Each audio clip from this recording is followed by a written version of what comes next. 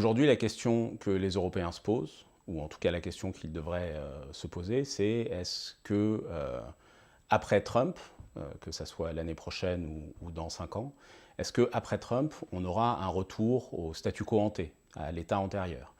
Et personnellement, je pense qu'il n'y a pas de retour au statu quo ante possible. D'abord parce que on n'avait pas avant un statu quo. Il y avait déjà des évolutions profondes de la politique étrangère américaine qui avaient lieu sous la précédente administration, qui se traduisaient très différemment de la façon dont on les perçoit aujourd'hui avec la politique de l'administration Trump, mais qui étaient déjà là. Donc il n'y avait pas de statu quo, il n'y a pas de retour possible. Le monde a changé, les anticipations vis-à-vis des États-Unis ont changé.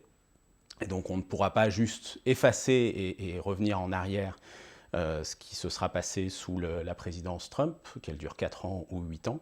Et puis de toute façon, ça n'est pas souhaitable, et c'est la troisième raison, de ne pas de simplement revenir en arrière. Il faut au contraire aller vers l'avant et se préparer aujourd'hui pour le monde qui s'annonce, qui est déjà à nos portes. Et on peut penser à la montée en puissance de la Chine, l'importance de la technologie, un certain nombre d'évolutions profondes du système international.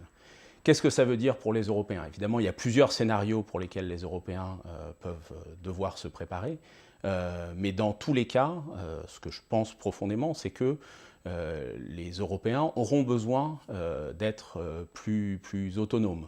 L'époque du free riding, du comportement de passagers clandestins, est définitivement révolue.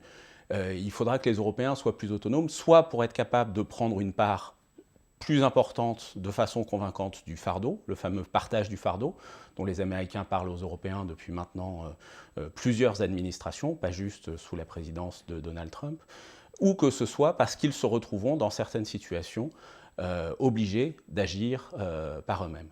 Et donc les Européens ont à la fois besoin de se donner les moyens d'avoir un meilleur contrôle de leur propre destinée, ce qui ne veut pas dire le faire seul, ce qui peut vouloir dire le faire avec d'autres, et notamment avec leurs principaux partenaires, dont les États-Unis, mais de se donner les moyens de ce contrôle sur leur propre destinée, c'est tout le thème de la souveraineté européenne, et aussi avoir une lecture plus stratégique, avoir une définition de leurs propres intérêts, de leurs propres idées, de leurs propres initiatives, et avoir une vision du type de monde qu'ils veulent promouvoir, et notamment de la façon de préserver, de transformer, de rénover le système multilatéral, puisque, a priori, c'est un des points qui réunit les Européens, c'est ce soutien à un système international fondé sur la règle et sur la coopération internationale.